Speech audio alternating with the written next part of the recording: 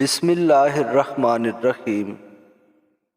اللہ کے نام سے شروع جو بڑا مہربان اور نہایت رحم فرمانے والا ہے۔ انسان چہرہ تو صاف رکھتا ہے جس پر لوگوں کی نظر ہوتی ہے، مگر دل کو صاف نہیں رکھتا جس پر اللہ کی نظر ہوتی ہے۔ مجھے وہ لوگ پسند ہیں جو اپنی ہی موج میں رہتے ہیں، سازشیں نہیں کرتے، نفرتیں نہیں پھیلاتے، مگر بہت کم ہوتے ہیں ایسے لوگ۔ جو تم سے نہیں ہو رہا اسے اللہ عز و جل کے حوالے کر دو اور پھر اللہ کی رحمت دیکھو۔ اکڑ تب تک چلتی ہے جب تک پکڑ نہ ہو، اور جب پکڑ ہوتی ہے تو اس خاکی انسان کو خاک بننے میں دیر نہیں لگتی۔ لوگ لباس دیکھنے میں اتنے مصروف ہیں کہ اخلاق دیکھنے کا وقت ہی نہیں۔ بس اللہ ہی تو ہے جسے سب باتیں بلا جھجک بتا دی جاتی ہیں۔ صرف اپنی زبان پہ قابو پا لینے سے آپ بہت سی مشکلات سے بچ سکتے ہیں۔ جھوٹ اس لیے بھی بک جاتا ہے کیونکہ سچ کو خریدنے کی اوقات ہر کسی کی نہیں ہوتی۔ رشتے دل سے بنتے ہیں، باتوں سے نہیں۔ کچھ لوگ بہت باتوں کے بعد بھی اپنے نہیں ہوتے اور کچھ خاموشی سے اپنے ہو جاتے ہیں۔ جب آپ کسی کو عزت دیں تو اسے ساتھ پکی بھی دیں تاکہ وہ عزت ہضم کر لے، ورنہ بے نسلی لوگ عزت اگل دیتے ہیں۔ ہر لکھی ہوئی بات کو ہر پڑھنے والا نہیں سمجھ سکتا، کیونکہ لکھنے والا احساس لکھتا ہے اور پڑھنے والا صرف الفاظ پڑھتا ہے۔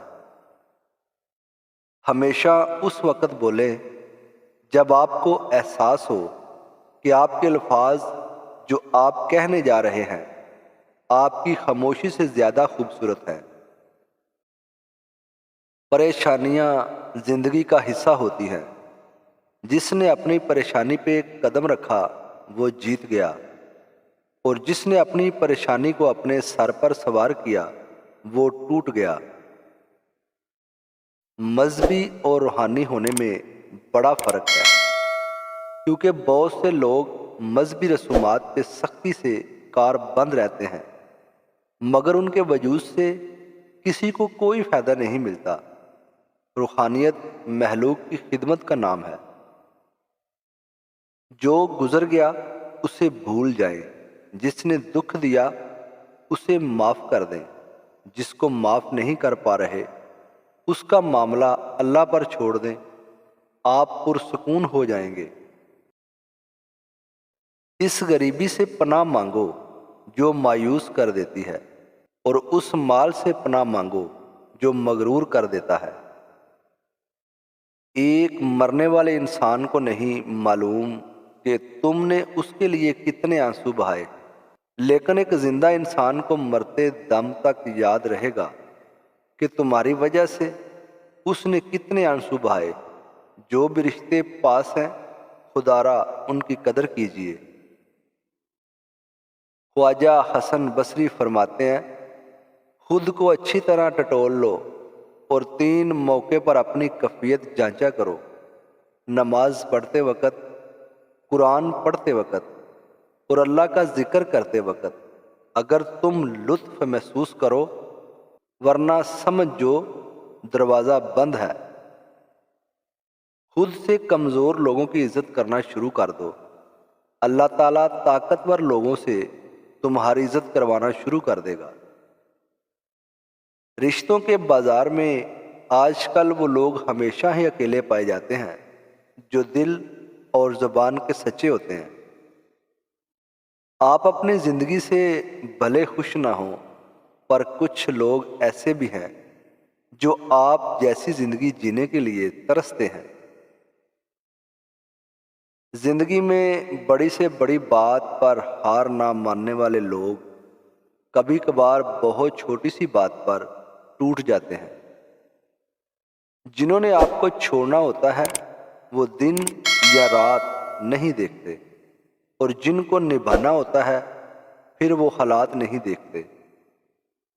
دکھ تب ہوتا ہے جب ہماری نیت صاف ہو اور کوئی ہمیں غلط سمجھ رہا ہو۔ بندہ جس ماحول میں اٹھتا بیٹھتا، اس ماحول کا رنگ اسے لازم چڑھتا ہے۔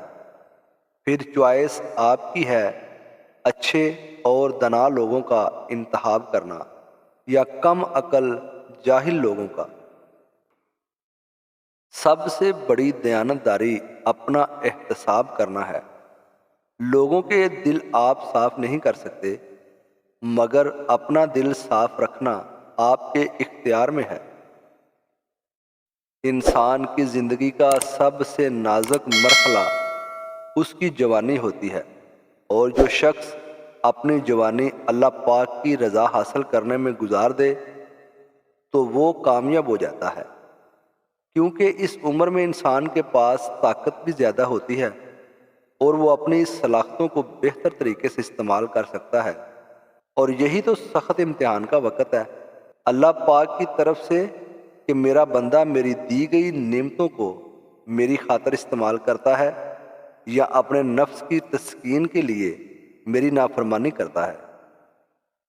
ہوائیں موسم کا اور دعائیں مصیبتوں کا رخ بدل دیتی ہیں، اس لیے دعائیں مانگتے اور دیتے رہا کریں۔ میری دعا ہے کہ پاک پروردگار ہم سب کو دنیا اور آخرت میں وہ مرتبہ اور عزت عطا فرمائے جو ہمارے تصور سے بھی بالا تر ہو۔ آمین ثم آمین۔ محبت یہ نہیں ہے کہ تم ایک ہی بار تمام جذبات، ارادے، احساسات کہو اور پھر چپ کر جاؤ، بجائے اس کے کہ تم کسی کو پوری نرسری اٹھا کر دے دو اور اسے سمجھ ہی نہ آئے کہ کون سا پھول کتاب میں رکھنا ہے اور کون سا بالوں میں سجانا ہے۔ بہتر ہے تم ایک پھول دو مگر روزانہ۔ محبت تسلسل مانگتی ہے، مقدر نہیں۔ جب تک آپ کے ہاتھ سے خیر تقسیم ہو رہی ہے آپ کے اوپر زوال نہیں آ سکتا۔ خیر کا مطلب علم، شعور، اچھا مشورہ، محبتیں، دکھ میں دلاسا، مسکرا کر سلام کا جواب، بلا حسد مبارکباد، اور اسی طرح کی چھوٹی چھوٹی باتیں ہیں جن کے ذریعے مخلوق خدا میں خوشی بانٹی جا سکے۔ ہاتھ پکڑنے اور تھامنے میں بہت فرق ہوتا ہے۔ پکڑنے والے کی پکڑ چاہے کتنی ہی مضبوط ہو مگر وقتی ہوتی ہے، جبکہ تھامنے والے ہاتھ تا حیات ہوتے ہیں۔ میں نے بابا سے پوچھا، بابا کوئی پیار ہے یا پیاری ہے، یہ کیسے پتہ چلتا ہے؟ بابا نے کہا، بیٹا جو دل میں اتر جائے وہی پیار ہوتا ہے۔ ضروری نہیں وہ خوبصورت ہو تو ہی آپ کو پیارا لگے، ہو سکتا ہے اس کے دیکھنے کا انداز، اس کے بات کرنے کا اندازہ، اس کا کردار یا پھر اس کی عادتیں آپ کو اچھی لگتی ہوں۔ بہترین ہے وہ بازو جو اس وقت تمہیں گلے سے لگائے جب تم کمزور پڑ چکے ہو۔ سلام ہے ان آنکھوں کو جو اس وقت بھی تم کو چاہیں جب دنیا کی بدصورتیاں تم پہ چھا چکی ہوں، اور عظیم ہے وہ دل جو تب بھی تم سے محبت کرتا رہے جب ساری دنیا کی زمین تم پر تنگ ہو چکی ہو۔ کشتی کبھی اپنے ارد گرد کے بیش بہا پانی سے نہیں ڈوبتی، مگر وہ اپنے اندر داخل ہو جانے والے بہت کم پانی سے ڈوب جاتی ہے۔ عموماً زندگی کو وہی لوگ ڈبوتے ہیں جنہیں آپ ناحق زندگی میں داخل کرتے ہیں۔ لوگوں کو باہر رکھ کر ان سے حسن سلوک سے پیش آتے رہیں، مگر انہیں اپنے راز و نیاز بتا کر اپنے اندر داخل مت کریں کہ وہ آپ کو ڈبو دے۔ ہمارے معاشرے میں ایک دوسرے سے بات کرنے کی بجائے ایک دوسرے کی باتیں کی جاتی ہیں۔ جب نیت کچھ اور ہو اور عمل کچھ اور ہو تو پھر قسمت کبھی نہیں بدلتی۔ ہم لوگ اپنی نیت لوگوں سے چھپا سکتے ہیں، اس سے نہیں جس نے ہم کو بنایا ہے۔ خاندانی انسان نقصان اٹھانے کے باوجود وفادار رہتا ہے، لیکن منافق شخص ہمیشہ ذاتی فائدے کے لیے دھوکہ دیتا ہے۔ کسی انسان میں خوبی دیکھو تو اسے بیان کرو، لیکن اگر خامی دیکھو تو یہ تمہاری خوبی کا امتحان ہے۔